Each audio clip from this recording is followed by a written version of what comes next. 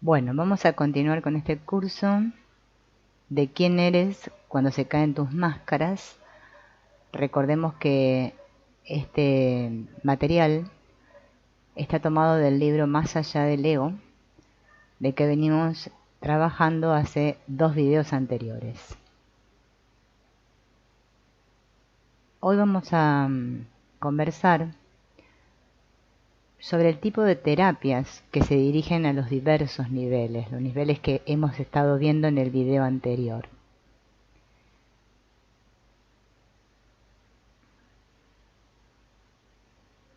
Vamos a ver qué tipos de terapias pueden aplicarse en el nivel del ego.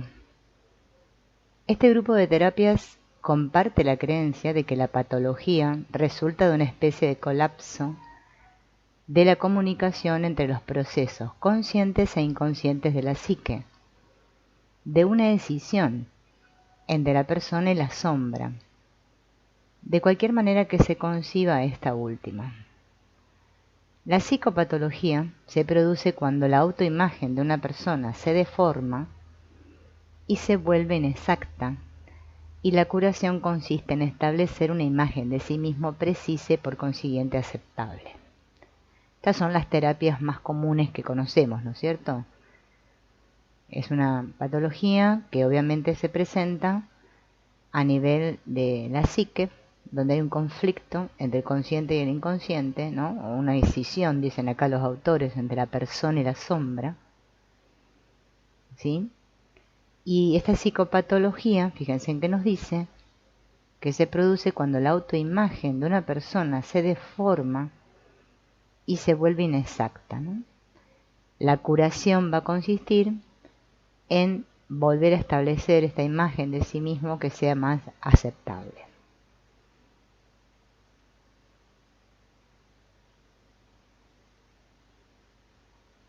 Si un individuo aliena ciertas facetas de sí mismo, su autoimagen se volverá fraudulenta. Las facetas alienadas, es decir, la sombra, que ahora permanece inconsciente, seguirán sin embargo siendo suyas, pero serán proyectadas de manera tal que parezca existir fuera de él, en el medio o en los otros, ¿no? Esto es lo común que no todos conocemos, ¿no? Que lo que se niega se proyecta. La terapia consiste en establecer contacto con la sombra hasta llegar a readueñársela, de modo que el sentimiento de identidad se expanda, por así decirlo, hasta incluir todos los aspectos de sí mismo que el individuo había alienado, o sea, que había separado, ¿no? Que se había separado de sí mismo, ¿no? Que o había negado, también podemos decir. De esta manera se cura la decisión entre la persona y la sombra, y el individuo obtiene como consecuencia una imagen de sí mismo exacta y aceptable, una representación mental más o menos correcta de la totalidad de su organismo psicofísico. Este es precisamente el objetivo de las terapias en el nivel del ego, ¿no? Todas las que tienen que ver con integrar, ¿no? Con hacer consciente lo que está inconsciente, podríamos decir.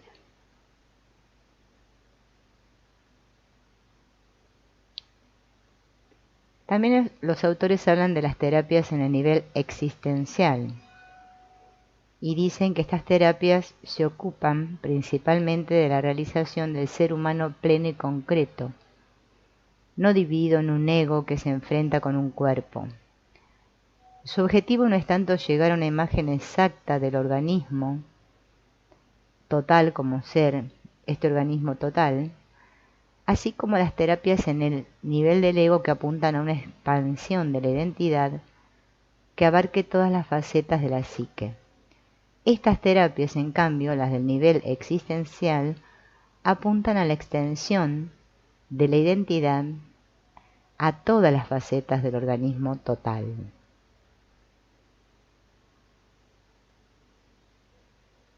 En general, las terapias del nivel existencial se ocupan de la totalidad del organismo psicofísico y de la crisis que éste puede afrontar, así como de las potencialidades increíbles de que es capaz de dar prueba. Este grupo de terapias incluiría los enfoques más no éticos, como la psicología existencial, la terapia de la Gestalt, la logoterapia, la psicología humanística en general y la bioenergética, así como técnicas más somáticas como pueden ser los Hatha Yoga, la integración estructural, la terapia de polaridad y la percatación sensorial, que pese a sus muchas diferencias reales, procuran poner un sello de autenticidad al organismo humano cabal y concreto. Bueno, vamos a continuar con la siguiente imagen que habla de las terapias de la banda biosocial.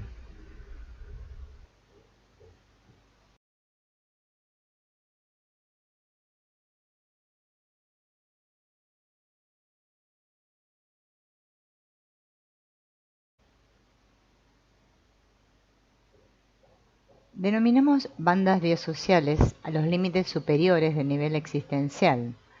Estas bandas representan las grabaciones masivas de pautas culturales en el organismo mismo y ejercen por tanto una profunda y penetrante influencia sobre la orientación y comportamiento del organismo en su totalidad.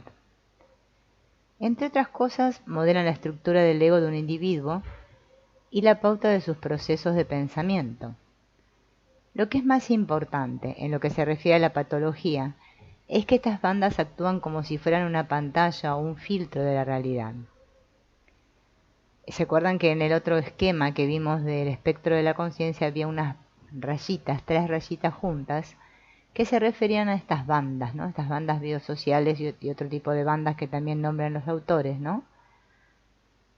Y fíjense en que acá lo que dice, ¿no? Que representan las grabaciones masivas de pautas culturales en el organismo y ejercen una profunda influencia sobre nuestro comportamiento.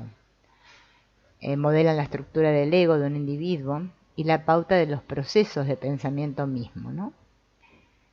Entonces, estas terapias de banda social a lo que se refieren es que actúan como una pantalla, dice acá, o un filtro de la realidad.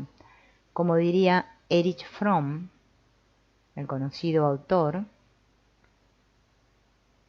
el efecto de la sociedad no consiste solamente en atiborrarnos la conciencia de ficciones, sino también en evitar que nos percatemos de la realidad. Por su práctica peculiar del vivir y por su modo de relacionarse, de sentir y de percibir, cada sociedad desarrolla un sistema de categorías que determina las formas de percatación. Este sistema funciona, por así decirlo, como un filtro socialmente condicionado. Las experiencias que no pueden pasar por el filtro quedan excluidas de la percatación, es decir, siguen siendo inconscientes, ¿no? O sea, por más que nuestra conciencia esté atiborrada, ¿no? por todo lo que nos mete, ¿no? La realidad, cada sociedad, dice este autor, desarrolla un sistema de categorías que determinan las formas en que uno se percata, ¿no? Se da cuenta. Este filtro es socialmente condicionado. Las experiencias que no pueden pasar por ese filtro como que quedan inconscientes, ¿no? Quedan excluidas.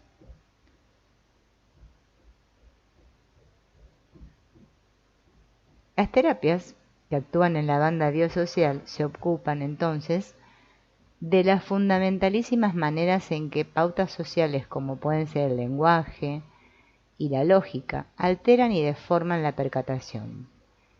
Y es obvio que funcionan en un nivel más profundo que el de las deformaciones o represiones puramente individuales. De aquí que el contexto social de la patología interese tanto a estas terapias. Pero no todas las llamadas terapias interpersonales pueden ser clasificadas como terapias de la banda social, pues muchas de ellas se interesan más bien por los juegos en que participan los egos. Pero algunas formas muy fundamentales de psicología social, fenomenología social, terapias familiares básicas y terapias semánticas, se dirigen directamente a esta importantísima banda del espectro.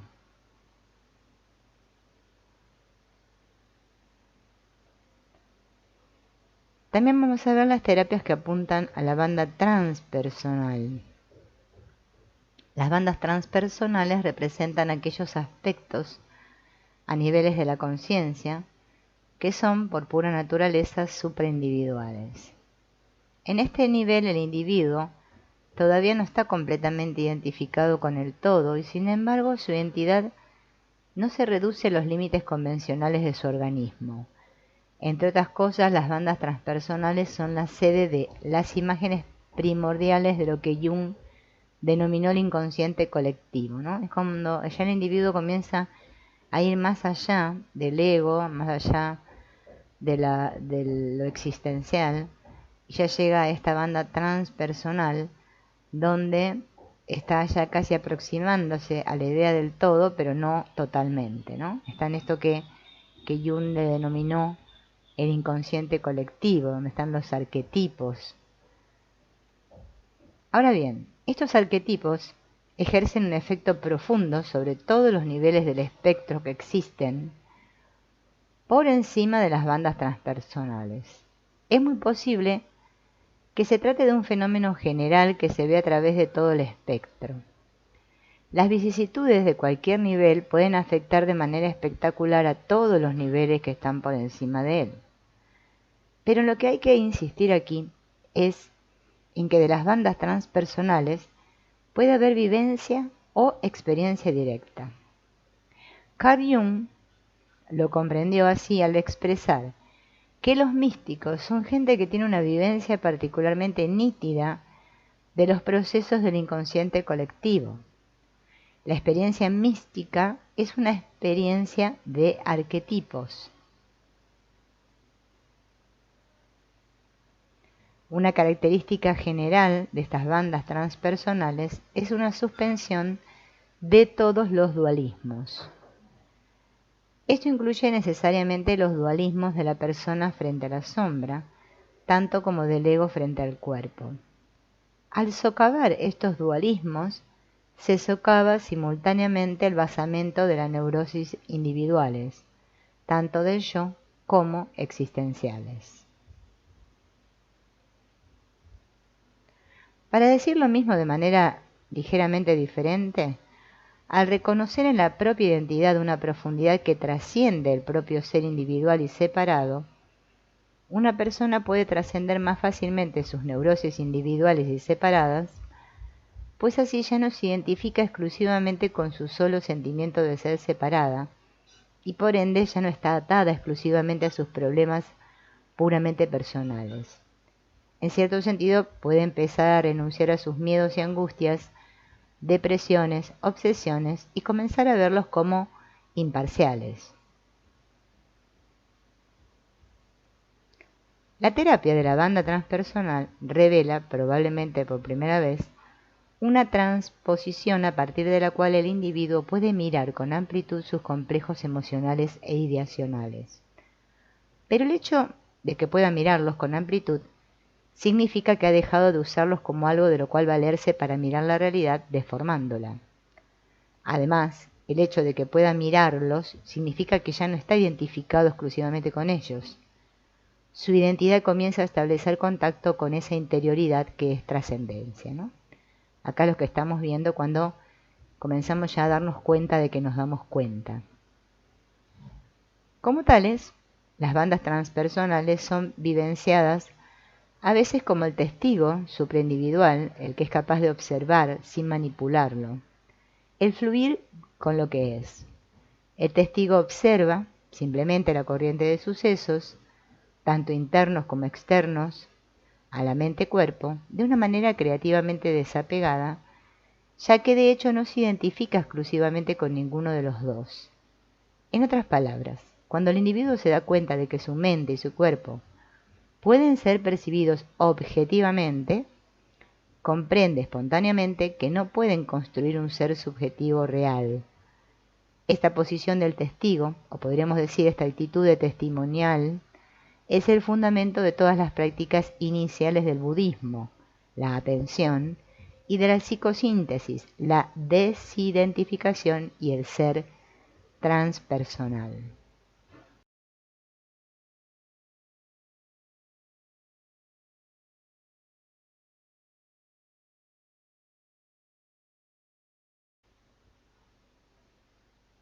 Veamos ahora terapias en el nivel de la mente. Y fíjense en qué mente aquí está con la M mayúscula. Esta distinción entre lo que, a falta de mejores términos, llamo misticismo menor y misticismo verdadero, es una vez más la distinción entre el testigo transpersonal y la mente. El testigo transpersonal es una posición de testimoniar la realidad, pero se ha de observar que este estado del testigo transpersonal sigue aún conteniendo una forma sutil del dualismo primario, a saber, el testigo frente a lo testimoniado. Cuando esta última traza de dualismo se deshace final y completamente, es cuando uno despierta a la mente con mayúscula, ¿no? A la conciencia de unidad, podemos decir. Porque en ese momento, que es este momento, el testigo y lo testimoniado son uno y lo mismo. Esto no significa en modo alguno denigrar la posición del ser o testigo transpersonal, que no solo puede ser en sí mismo sumamente terapéutico, sino que con frecuencia puede servir como una especie de trampolín hacia la mente, con mayúsculas. Sin embargo, no hay que confundirlo con la mente con mayúsculas. Tal es pues la diferencia principal entre los estados místicos menores del ser transpersonal y el verdadero estado místico que es la mente. En uno, una persona puede ser testigo de la realidad y en el otro ya es la realidad misma. En tanto que uno retiene invariablemente alguna forma sutil del dualismo primario, el otro no. El individuo va directamente al fondo mismo de su ser para encontrar quién o qué es lo que está bien, quién es el que está viendo, ¿no? Y en última instancia encuentra, en vez de un ser transpersonal, nada diferente de lo visto, lo que Blitz llamó la experiencia del universo por el universo.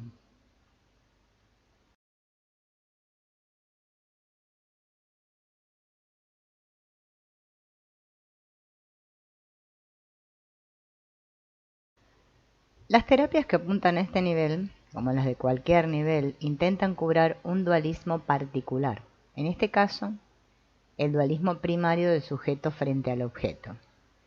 Y el colapso del dualismo entre el sujeto y el objeto es simultáneamente el colapso del dualismo entre pasado y futuro, vida y muerte, de manera que uno se despierta, como de un sueño, al mundo inespacial e intemporal de la conciencia cósmica. Las terapias, y en este nivel solo hablamos de terapias como una concesión al lenguaje que se dirigen a este nivel, incluyen el budismo mahayana, el taoísmo, el vedanta, el hinduismo, el sufismo y ciertas formas del misticismo cristiano. Tras haber terminado aquí este bosquejo, muy abstracto, es menester tocar por lo menos algunos puntos. Primero, los niveles del espectro de la conciencia, como los de cualquier espectro, se funden y matizan infinitamente unos en otros, y de ninguna manera es posible separarlos entre sí.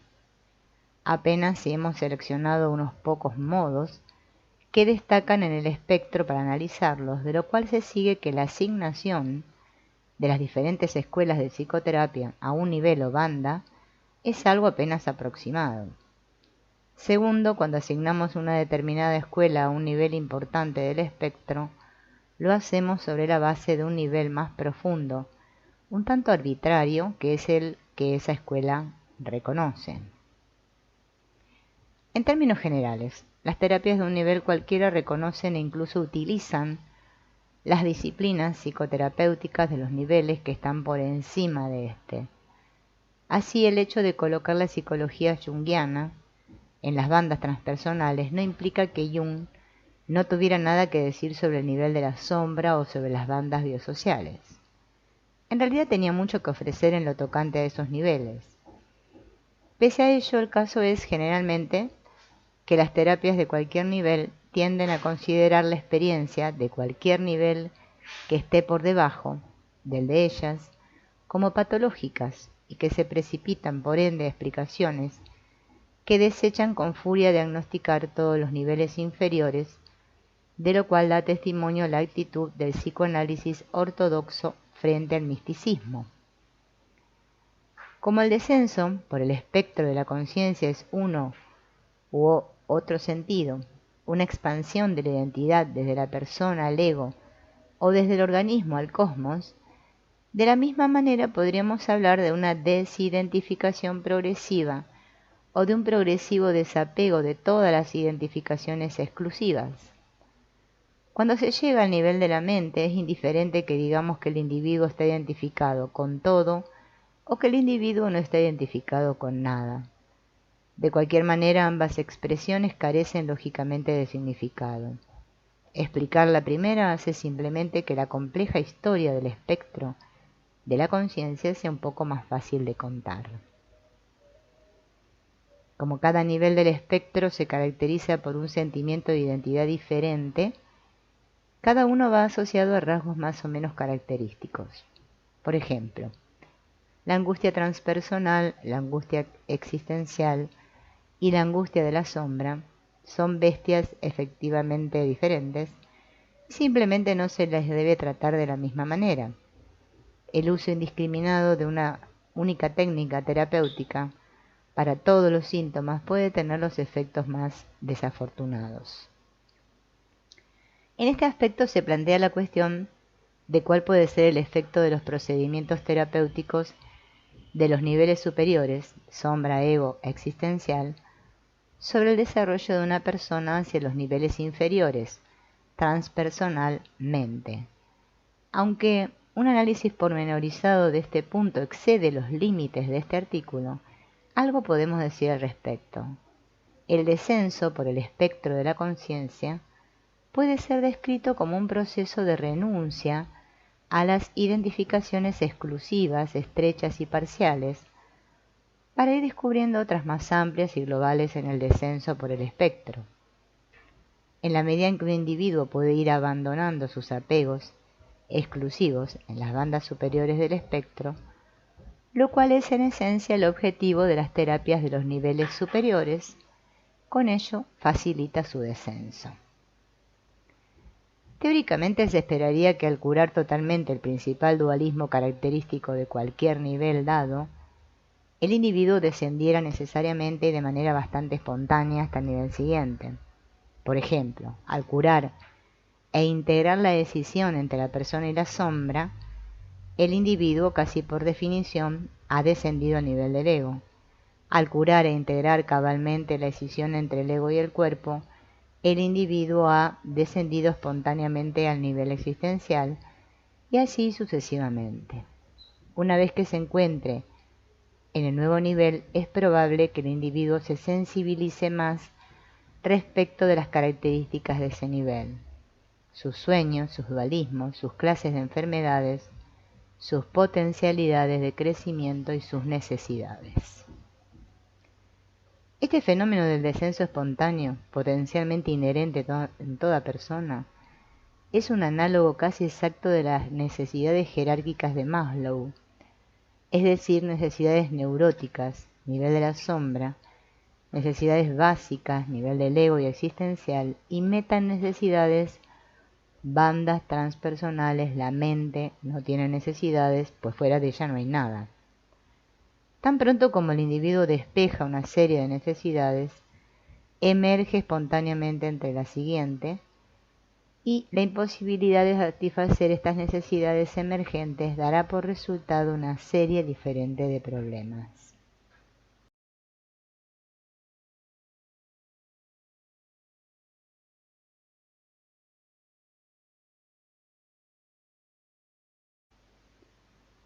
Así, en el nivel de la sombra, las necesidades básicas no están satisfechas. Mediante la represión, la alienación o algún otro mecanismo proyectivo, el individuo deja de reconocer la naturaleza de sus necesidades básicas. Y puesto que, como es bien sabido, nunca se tiene suficiente de lo que realmente no se necesita, se organiza toda una batería de necesidades neuróticas insaciables. Si por otra parte es posible entender y desplazar esas necesidades neuróticas para que puedan emerger jerárquicamente las necesidades básicas subyacentes, el individuo puede empezar a trabajar con ellas para encontrar así el camino hacia una realización más plena. Y encuentra también nuevamente, casi por definición, la vía hacia un nivel inferior del espectro. Y cuando alcanza el nivel existencial, empieza a aparecer una serie de necesidades totalmente nuevas, las metanecesidades, que llevan consigo una vocación y en ocasiones una exigencia de trascendencia. Trabajar con las metanecesidades inicia el sujeto en el mundo de las bandas transpersonales. Apartarse de ellas los arrojan las garras de una metapatología.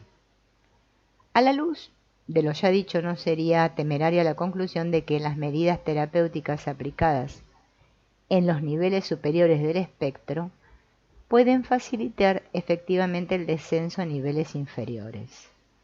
Ello no significa que un descenso a las bandas transpersonales o al nivel de la mente requiera siempre una terapia en los niveles superiores, ni siquiera en los casos en que estaría indicada.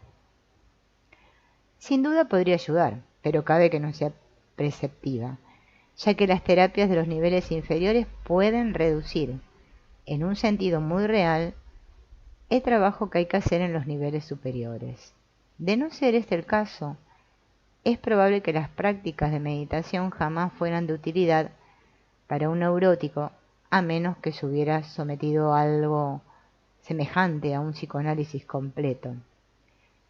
No he hecho más que ampliar la psicología perenne al sugerir que no solo estos niveles existen manifiestamente, tal como sostiene la psicología perenne, sino también que la patología puede aparecer en cualquiera de ellos, salvo en el nivel de la mente, y que por ende la gran contribución de las psicologías occidentales reside precisamente en dirigirse a esas patologías. De tal modo, es posible ver la complementariedad de los enfoques oriental y occidental de la conciencia y de la psicoterapia. Por una parte, la preocupación dominante de los investigadores orientales de la conciencia, y al hablar de orientales nos referimos en realidad a la psicología perenne en general, sin que venga al caso si geográficamente se sitúa en el este o el oeste, se ha centrado siempre en el nivel de la mente, razón por la cual prestaron poco o ninguna atención a las patologías que podían darse en otros niveles. Esto es comprensible, pues la psicología perenne afirma que toda patología se deriva de la ignorancia de la mente. Así, aunque se hubieran percatado perfectamente de los diversos niveles del espectro y hubieran trazado mapas detallados de los mismos, sentían que curar una manifestación patológica en la cual quiera de estos niveles no era más que una pérdida de tiempo, pues quedaba intacta la ignorancia básica generadora del dualismo sujeto-objeto.